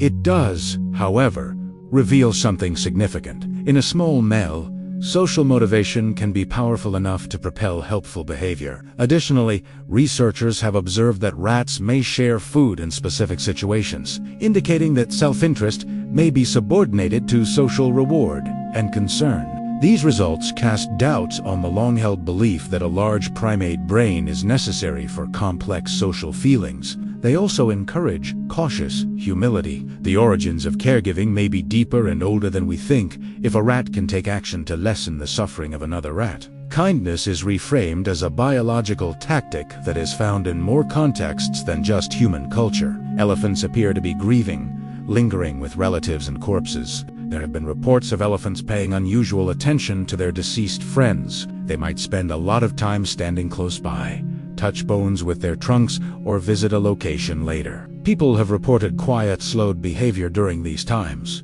and groups may congregate in ways that don't seem like they would during regular travel. Grief in any species is difficult to quantify directly. However, it appears from these patterns that they care about loss. Elephants' long lifespans, close social ties, and superior memory make it possible for absence to have a significant impact. The structure of the group shifts when a familiar member leaves. Shift in companionship, leadership, and protection. Behavior reflects that social disruption. The evidence suggests a profound social awareness, regardless of whether we refer to it as grief or something related.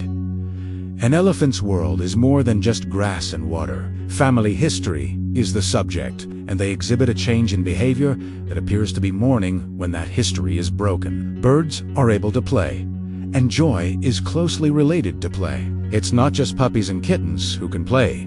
Playful behaviors, such as sliding on snow, tossing objects, and repeating actions that don't seem to be immediately necessary for survival, are common among birds. Play frequently manifests when basic needs are satisfied, suggesting that it serves as a safety signal. The environment doesn't require complete attention when an animal can afford to play. The brain is also trained by play. It enhances creativity, flexibility, and motor skills. A young corvid may experiment with sticks and lids to learn how they work. Later on, that knowledge can help with food and tool-related problems. The emotional aspect is also important. Play is often self-satisfying, which promotes discovery. It attracts animals to novelty, and learning occurs in novelty. The notion that animals only act out of dire necessity is called into question when you observe a bird appear to improvise for amusement. Occasionally, they behave in a way that seems a lot like joy. Octopuses exhibit curiosity by persistently investigating objects. An octopus may view a novel object as a puzzle that needs to be solved. It transforms a simple object into a full-body investigation by reaching with autonomously moving arms that taste and feel simultaneously. This is remarkable because the nervous systems of octopuses and humans differ greatly, because its arms distribute a large portion of its neural control. Exploration is not solely planned in the central brain. Touch itself has the power to arouse curiosity. Octopuses have been observed opening jars, adjusting and going back to puzzles they failed to solve the first time in both studies and aquariums. More than reflexes suggested by that persistence. It implies a motivation to learn. Curiosity has a price as well. An animal may be put in danger while exploring. An octopus is weighing information against risk when it decides to explore anyhow. The pulse of intelligence is that balance. It demonstrates how a mind can be inquisitive in a way that appears foreign but feels familiar. Some primates use grooming as a means of reconciliation following conflicts. Since a disagreement can split a social group, many primates have strategies for mending it back together. Former opponents may cautiously approach and start grooming after a fight. Grooming is more than just cleanliness. It is a social act that conveys closeness, tolerance, and a readiness to start over. The timing is significant. Reconciliation frequently occurs shortly after acts of aggression. When tension is still high and there is a genuine chance that hostilities will recur, repair is most important at that point. Regaining predictability and reducing stress are two benefits of grooming, and it may indicate to onlookers that the argument is over. Higher status individuals may break a peace in some species, while close partners in others tend to mend relationships more quickly. Relationships may be viewed as resources. According to these patterns, instead of punishing a valuable partner indefinitely, the group invests in repair. This is a behavioral expression of an emotional concept. It demonstrates that social life is more than just rivalry. Forgiveness, compromise, and the silent process of restoring trust are all part of it. Fear learning is a long-standing trait that many species share. One of nature's oldest teachers is fear. After just one terrifying experience, many animals can learn to stay away from a threat. When danger is combined with a loud sound, it can produce enduring caution. A place that has been associated with a predator may become avoided because it saves lives. This type of learning is quick. There aren't many opportunities for you to learn slowly about teeth and claws. The fundamental mechanism is straightforward. Observa que, be harmed or in danger. Keep the association. Next time, respond more quickly. The prevalence of this pattern in mammals, birds, and other animals is amazing. It implies that complex brains do not have the luxury of emotional learning. Over a long period of time, it developed as a survival feature. This also clarifies why fear can seem unyielding to people. Our brains have a long-standing predisposition to recall danger. The learning apparatus is still set up for quick caution, even though the modern world is safer in many respects. Knowing that can help fear feel more like heritage and less like failure. Similar to humans, social ties help animals feel less stressed. Companionship alters the body in many species. Strong social bonds help animals respond less to stress during challenges and recover more quickly afterward. You can think of a bonded partner as a living safety signal. Vigilance may diminish in the presence of a reliable companion. It can be calmer to feed. Deeper rest is possible. Primates that huddle, wolves that coordinate, and many herd animals that unwind when the group is together are examples of this. Conflict and competition are costs of social living. However, its advantages extend to physiology. Warmth, information, and protection are all shared. These useful benefits result in more tranquil inner states. There is a strong emotional undertone. Stress is more than just your personal circumstances. It also concerns whether you are facing it alone. The observation of stress buffering in animals by researchers implies that the calming impact of connection is not limited to culture. It's biological. Your body was designed to accommodate other bodies in the vicinity. Numerous animals exhibit similar expectations. Playfighting develops emotional restraint and teaches control. Young animals are exercising the laws of force when they wrestle, chase, and nip, in addition to expending energy. Self-handicapping, in which the stronger animal holds back so the game can continue, is a common feature of playfighting. That self-control is a lesson in emotional regulation. Your partner will stop playing if you push them too hard. The prize vanishes. Animals eventually pick up on cues that indicate that was too much. They can then pause, make necessary adjustments, and rejoin. This is chaos masquerading as social training. It also boosts self. In addition to learning that high arousal need not translate into actual aggression, a young animal also learns what it can tolerate. While maintaining boundaries, the body adjusts to excitement. In social species, this ability is crucial for adulthood when disputes need to be resolved without ruining relationships. Use combat as a teaching tool where making a mistake results in a game pause rather than expulsion from the group. It teaches self-control through joy at a young age. In retrospect, your brain modifies your emotions according to the conclusion. Imagine a long, mostly pleasant day that ended with a scathing remark. You may later recall the entire day as being heavy, or picture a challenging journey that ended with an unanticipated act of kindness. The memory might shine brighter than it ought to. Your emotional life is not fully recorded in the brain. It compresses. It provides an overview, with a particular emphasis on the conclusion. The mind uses endings to determine the meaning of the experience because they feel like conclusions. Your future decisions may be influenced by this. Even if a place is generally peaceful, you might avoid it because your last visit ended poorly, even if it costs you more up front. You might pursue a habit because it leads to relief. You have leverage because you know this. A kinder ending, such as a brief moment of peace or connection, can alter the memory your brain retains and make the same memory feel different. Memory is not a vault every time you remember it. It resembles a performance more. Every time you remember something, you piece it back together. Additionally, those pieces blend in with your present beliefs and mood. For this reason, an old joke may be funny one year and hurt the next. Even though the event's facts are similar, the emotional tone varies. Both the things you ignore and the things you concentrate on can be strengthened by recall. The shame pathway becomes practiced if you repeatedly describe a situation as humiliating. The meaning changes, and your body may soften if you recount it as survival. This it is acknowledging that interpretation plays a role in memory. Journaling and therapy frequently help people retell stories more accurately and compassionately. Even when a memory's emotional hold shifts, it can remain true. In recall, that is the hidden hope. Your relationship with the past can change, but the past itself does not. Because the brain tracks multiple goals, mixed emotions are normal.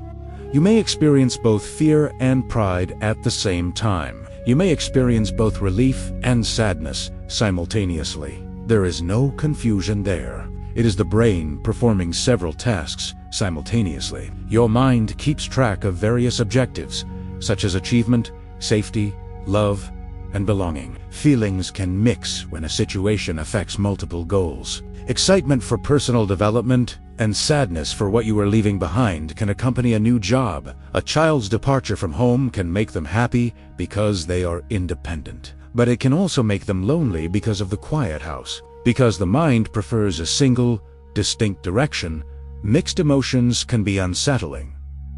However, life frequently requires both. Additionally, you cease battling yourself when you accept conflicting feelings. Without discounting what you lose, you can respect what you gain. You don't have to pretend to be happy in order to move on. Having conflicting emotions is an indication that you have multiple concerns. That is not an issue. It's depth. When there is little danger and a clear goal, you can feel at ease and vigilant. Calm is often interpreted as being drowsy or passive. There's another serenity that seems radiant. You're awake and steady. Instead of looking for danger, your senses are open. When you are aware of what you are doing and why, you frequently experience this state. An operating room surgeon, one cautious hand is placed by a climber. A parent calming a child at night, it's a serious task.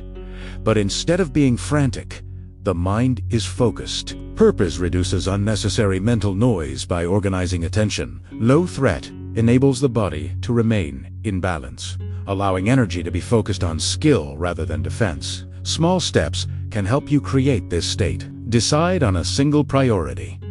Take away one source of distraction. Before you begin, take a slow breath. Then get started. The nervous system frequently follows when your actions are consistent with meaning. Calm awareness is not a sign of good fortune. It's alignment. It is similar to being totally present without feeling rushed. Giving activates reward circuitry, which is why kindness can improve mood. Like warmth rising behind the ribs, a small act of kindness can produce an unanticipated lift. This occurs in part because the brain rewards helping. Reward systems may activate when you give, particularly when it feels chosen and genuine. You feel helpful.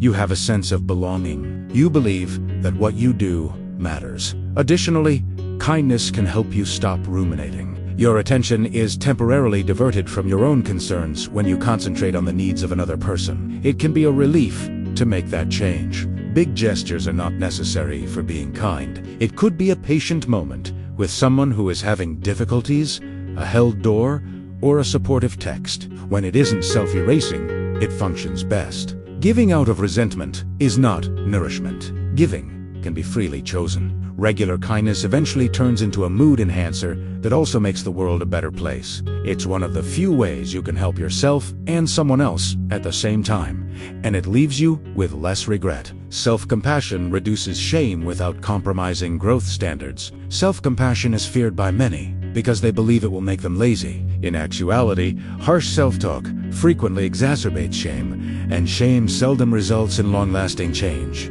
You are not justifying harm when you show yourself compassion. You are fostering a more secure learning environment. Hide, says shame. Look closely. Then try again, says compassion. This change is important because honesty is necessary for growth, and it is easier to be honest when you are not under internal attack. Additionally, self-compassion aids in your ability to bounce back from errors. You can make amends, modify your plan, and continue on instead of going downhill. It is the distinction between accountability and punishment.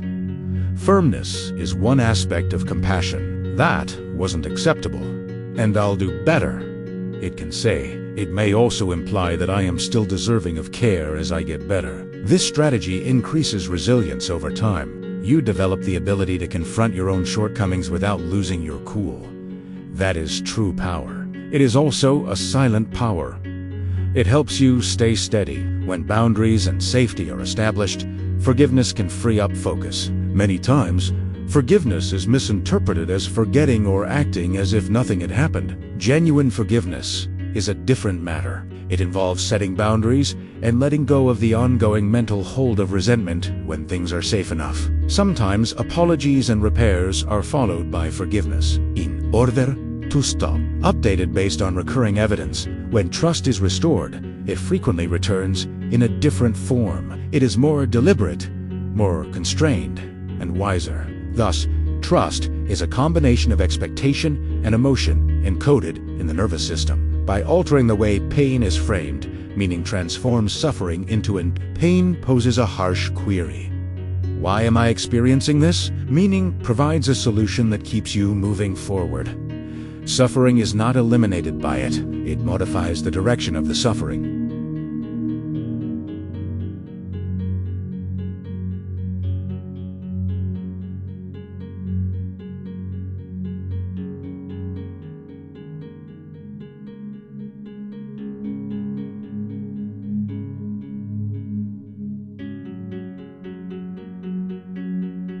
Values, faith, community, or a self-promise can all provide meaning. It can also result from growth, the feeling that adversity is making you kinder or stronger. This has nothing to do with imposing positivity. Some suffering is unjust and deserving of resentment and sorrow. Denial is not meaning. It is a method of containing suffering without letting it break you. It could be as easy as choosing what matters and staying here because they determine what constitutes a loss. Your values influence how you feel. A loss is more than just an incident. It's an event evaluated in relation to your priorities. Betrayal will burn if fairness is important to you. Exclusion will hurt if you value belonging. Errors may seem dangerous if you value competence.